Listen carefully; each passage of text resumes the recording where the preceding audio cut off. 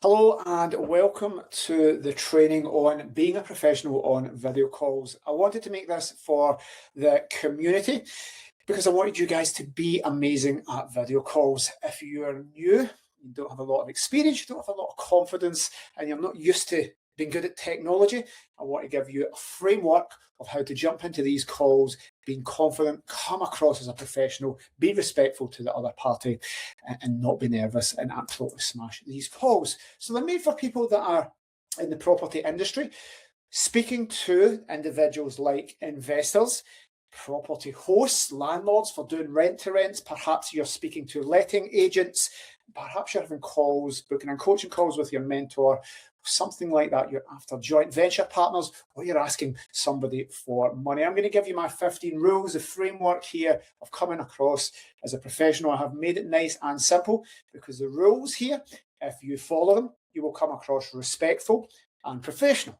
If you ignore them and don't bother doing them, then you're going to come across as disrespectful to that other person that you're on a call with, and you're going to come across as unprofessional. Now we're going to have a little bit of fun with this, guys, but I'm going to be pretty brutal in parts as well because I need to be. It would be not doing you a disservice not to be clear about the reality of the way people are on calls, just approaching it lackadaisically, doing things that make them seem like idiots in the eyes of the other people here. And if you're dealing with high net worth individuals, if you're dealing with millionaires and multi-millionaires and you're asking for joint venture money, I want to give you the tools to come across as good as you possibly can. So let's jump in here. Rule number one is being on time. This sounds so simple. Just think to how many calls you've been in, guys. If you're used to this, how many people turn up late? More often than not. We're not talking about video calls here, speaking to your mum or your granny or your Auntie Irene. This is professional business calls with professional high-end people where we need to be at the top of the game. Turning up late is just disrespectful and unprofessional, guys. So do everything you can to be there on time. If I'm taking an example for this call for brevity to say this is a high net worth individual with potential business partners, you're looking for money, maybe need joint venture finance or they're giving you properties. This person here is a professional. You're turning up late and disrespecting their time. They're gone already. I have a rule, 5 minutes. If somebody's 5 minutes late for a call, I am gone, regardless of what it is, especially if they're trying to sell me something. 2 minutes late and I'm gone. They should be there early, waiting on me. You should be there early. So being on time, a lot of people don't value it, guys, but when you're dealing with these high net worth individuals, time is super important and valuable to them. And if you turn up late, you're on the back foot straight away. Number two here is decent Wi-Fi. Again, sounds so obvious. I want you to think to the calls you've been on, how many people turn up and they're running about and they don't have good Wi-Fi. Turning up to a call with a high net worth individual and saying, I don't have good Wi-Fi, you're essentially saying you're an idiot. You cannot, you don't have the ability to get good Wi-Fi.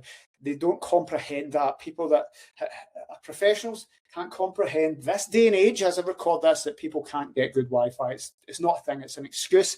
It's laziness. So trust me, guys, saying, oh, I've not got good Wi-Fi, where am I? There's always a solution. Go somewhere, if the call's important enough, go somewhere where there's good Wi-Fi. But dropping out and jumping and you're running about. I've had calls in toilets before where people could only get Wi-Fi. They sat in the toilet while taking a call in the bathroom because it's the only place they can get Wi-Fi. It's just unprofessional. If you cannot sort Wi-Fi out wherever you are or get a call, and you cannot arrange a call where you have decent Wi-Fi to have a video call, an investor's not going to trust you with that money. They're not going to trust you with a property, and it's very simple, guys. So number three here, and it's the most annoying thing, and it's the easiest tip here. Just don't be on mute, guys. It's so simple. How many calls have you been on? And ask you, have you ever been in a group call where there's one person that is on mute and is talking away? You're on mute, and then they're scratching their heads. They can't figure out how to turn the mute off. It's game over, guys. If you're going for a job interview, you're trying to get joint venture finance, if you're a property manager trying to get a property to manage, or a rent-to-rent, and you cannot work the mute button, you're clicking buttons, and you're just looking at a complete buffoon. It's the easiest thing to sort, guys, is check out where the mute button is. And when everybody's screaming, you're on mute, you don't need to start scratching your head and looking like an idiot. Trust me, guys, it's something that's just going to destroy your credibility with anybody in that group, if it's a group call, and a high net worth individual. It's unacceptable for you to be jumping onto a call to do business with somebody and not being able to work the mute. You should be working these systems out in advance. And that takes me to number 4. It's about the platform you're using. If it's Google Meet, if it's Zoom, if you're unfortunate enough to have Microsoft Teams for some goddamn reason, somebody's using that rather than a proper video platform. Work the system out, work out how to click and share your screen. Again, the mute button, turn your video off and on, put the blurred background on if you're somewhere that's not super professional. Guys, don't be clicking the buttons and clicking off and on and wasting the person's time and looking unprofessional. Being able to work a system, going on 10 minutes before, making sure it's okay. Again, Zoom always likes to update and do stuff and log you out just as you're about to take the call. We shouldn't be caught out by these things. Why? We're professional property entrepreneurs, guys. We know how to work Zoom. It's unacceptable in the eyes of professionals and high net worth individuals that you've turned up for a call and you can't share your screen or you can't unmute. And again, I'm brutal here, guys, but it needs to be because we've all seen it in calls. So much time being wasted trying to share a screen. I've done so many coaching calls and we've spent 10 minutes trying to get a camera to work, to share a screen. We don't know our way around the system and it's so simple to do. Just practice it in advance. It takes you a few minutes. Number 5 is respect the other person's time. Don't run over. Don't start saying your pitch and going, if it's a 20-minute call or a half-an-hour call, you're saying, listen, that's time, guys. I respect your time. I understand time is valuable to you. I didn't cover everything I could. Could we get another call? Or can I follow up on an email? Can I make you a video and send you it? But guys, don't keep talking. Don't keep going because you'll spot the body language of an entrepreneur or high net worth individual that is annoyed. So if it's a half-an-hour call, guys, I always set hard finishes for my calls, so it's part of my disciplines. Oh, hi, thanks for taking. I have 30 minutes. I need to be off at past.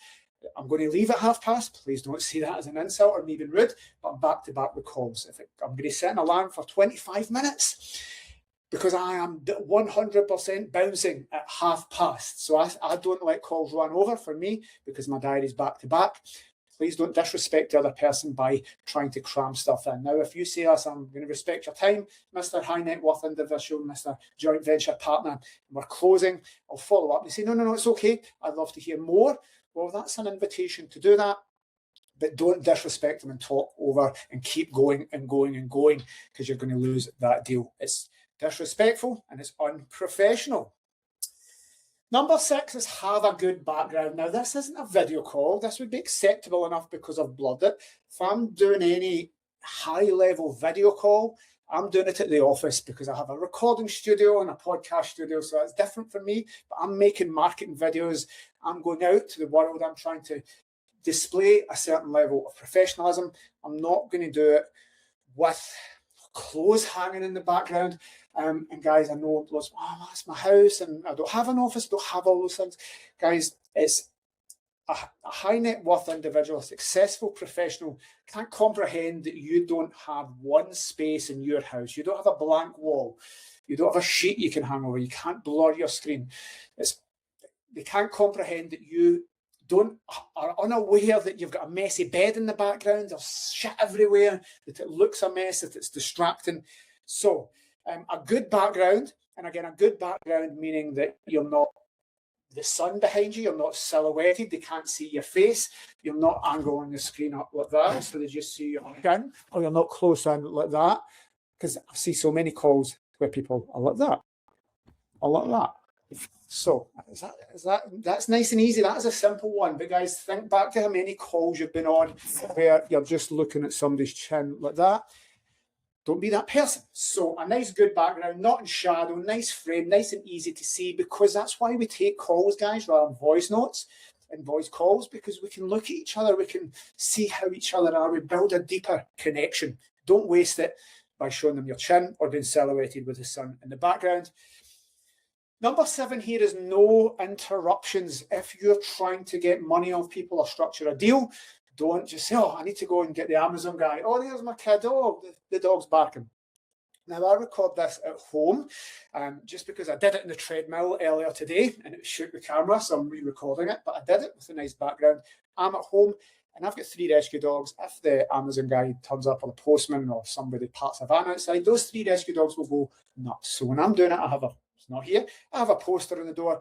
Under no circumstances knock this door. Please put all parcels into the garage. Do not knock this door. Rescue dogs inside. So I will never be interrupted for a high-level call by the Amazon guy coming and the dog's barking, because the dog's barking is so unprofessional, guys. So don't do it. Make sure there's no interruptions. You give that person your undivided attention. And guys, that's easier for some than others. I get that. But if you cannot have a 20-minute slot in your day where you're not doing stuff and not getting interrupted by people coming in, it's shown a certain level of unprofessionalism. You can't manage your time, etc. You're just coming across as somebody that they're not going to want to do business with, or somebody else that can manage that is going to take your money. The next one here, number 8, is decent sound, guys. So I don't have a microphone at the moment, but if I am doing podcasts and I'm going live, I will have the microphone. I've got this, the guys, these microphones. This is one you clip on. Don't need these professional podcasting thing. Stick it to your phone. 20, 30 quid. 50 quid for the most you should ever pay. You can get these things for 10 quid. So guys, if there's things clattering in the background, somebody's just started mowing the grass outside, so I'm going to shut my window. I'm going to get hot in here because the sun's coming in. But somebody's just started mowing grass. So the sound needs to be decent. Don't make people try and can't hear you. If you do not have the ability to get a Zoom call where you get nice quiet and nice sound where they can hear you, you don't deserve the money, because somebody else will be jumping on after you who they can hear. So guys, don't try and fight. Again, it comes down to Wi-Fi. Make sure that you've got Wi-Fi and nice sound. And if your computer doesn't give nice sound with the microphone externally, get a new computer. As if you're trying to build a property business and you're a property entrepreneur, we're going to need to have a decent laptop with decent sound. And if it's on your phone, make sure you can get these little sound things for your collar as well. Number 9 is no multitasking, guys. If you're on a call like this, we've all seen people and they're just doing other things. They're not even looking at the calls. So if you're on group coaching or mentoring, or you're speaking to someone, don't start by, I don't know, doing stuff with a baby or a dog, or typing stuff up, or tidying stuff. We want to be making eye contact. We want to be building rapport. Again, if it's a group call and it's dragging on for like 3 hours, you can perhaps do other stuff, but it's disrespectful if you're on a call with me that you're going to do anything else apart from discuss the agenda that we're on the call to speak about. So I've done lots of calls with people. I get lots of people wanting to give us their services for pillow. So loads of sales calls. I very rarely take any, because they're doing other things. They're typing, they're sending emails when they should be communicating, making good eye contact, reading what the other person's saying, listening. Oh, sorry, I missed that. I did calls the other day, and guys, on a video, so I'm here, but you're on a video call, you're walking about from A to B. Oh, sorry, I'm just a little bit late, I'm running late, I'm here, and they're doing their shopping or something. Disrespectful and massively unprofessional. Number 10 here, we're getting into stuff a little bit more complicated. You need to know your numbers, you need to know your facts before you jump on that call, guys. So if you're trying to get joint venture finance, or you're talking to a letting agent to get a rent-to-rent deal, and they ask you questions and you don't know the answer, think of Dragon's Den. Those guys walk up the stairs, hi, here's my business pitch. They say, what's your break-even point? How much money are you going to make? What's your average customer acquisition cost? What's the cost for this? And you don't know. You're bumbling about like a buffoon. They're going to look at you and say, you came onto a call unprepared, you're asking for money, but you don't know how long the project's going to take. I'm making up examples here, guys, but you get the drift. Know your numbers, have them written down, have them practiced. Make sure you know the information that they're going to ask you. Don't go on unprepared and say, oh, I'll get that. This is just a wee quick chat. If people are here and you want to get to the next stage, maybe a personal meeting, maybe a proper call where you look at the figures, you're going to need to have that information there for them in advance, guys. So don't be disrespectful by just turning up and wasting people's time. Give them the figures, give them the information they require. So you need to know your numbers. Number 11, this is a nice tip, I teach the team this, jump on and research the person that you are talking to. So if you've got a connection, if you're phoning an agent up, whatever this is, do a little bit of research, jump onto LinkedIn, find out all about them. You can find out education. It's not in a creepy way, we're not stalking them, but genuinely, if I want to do business with somebody, or I'm going to have somebody come in and do business with my company and provide services, I want to know a little bit about them. What are their values? What are their ethics? Are they into things? again, I'll always have a look. And if I have rescue dogs, if they love dogs, well, there's an instant rapport there. So you can find out loads about them by their LinkedIn profiles, by websites, by social media, what do they like, what do they not like, so that you can spark up some conversation. Again, there's things I don't know a lot about football and sport, don't know anything about it, but if they're an avid sports person, I'll do a little bit of research just in case that comes up in conversation. I'm building a connection with them. I'm not doing it in any bad way, any way that's deceiving them. But if something's super, super important to them, for example, charity and giving back and social impact, this is a nice one. Always do just donate 20 quid to your Just Giving cause because you're supporting leukemia or cancer or something. So you can look at these things so that you are building that connection. And said, thank you for taking the call. I saw that you're doing the 3 Peaks Challenge and you're running a marathon. I've donated you 20 notes for that cause because it's a lovely cause. Well done for doing it. So you can actually get some nice wins through this in a genuine way of building connection.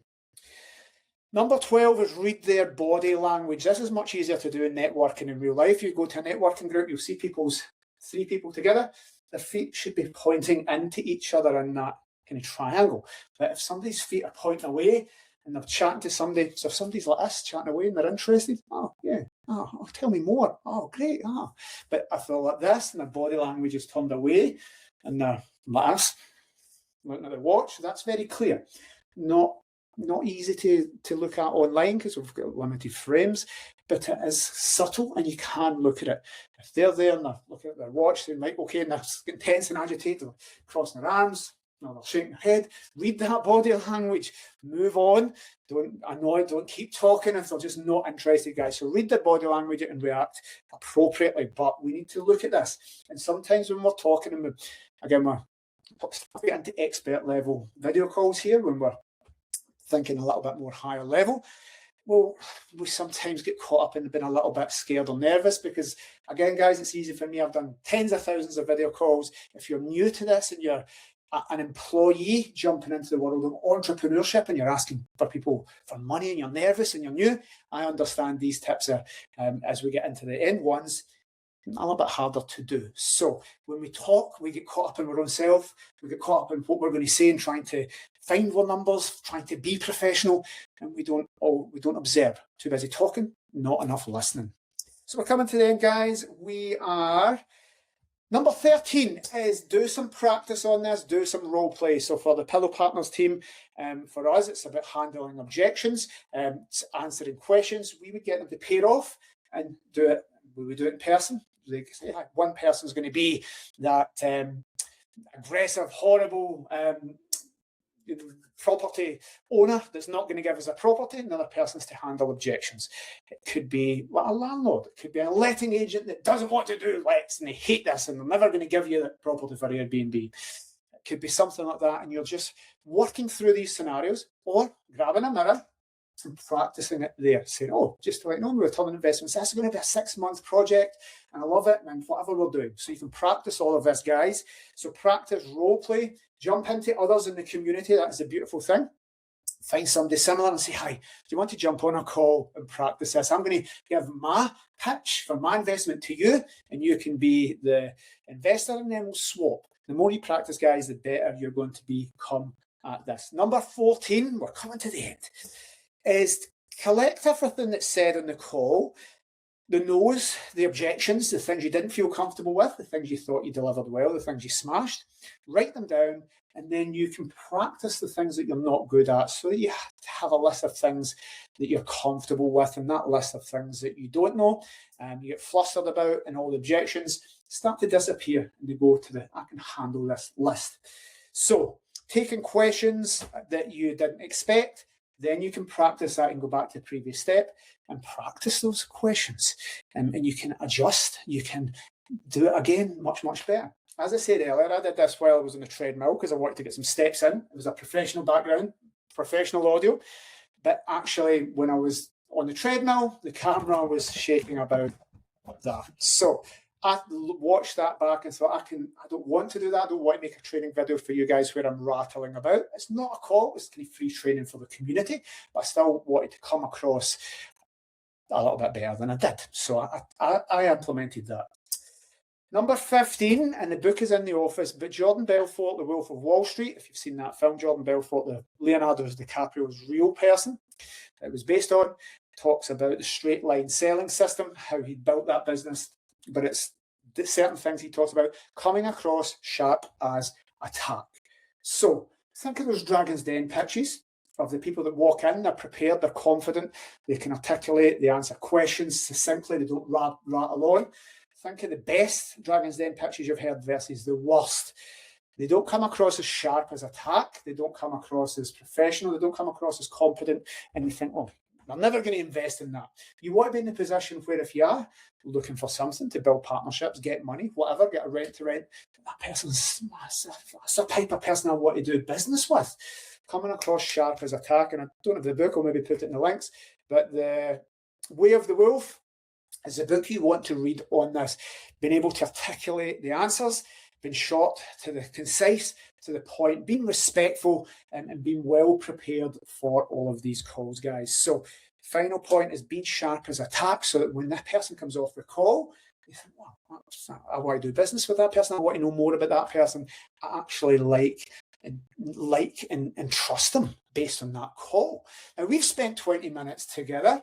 And again, I've just rattled things. I made these up this morning, so it was very quickly to do this. I have not practiced this, but I would have came across in a certain way, incorporating all the stuff I have said. There's been no interruptions.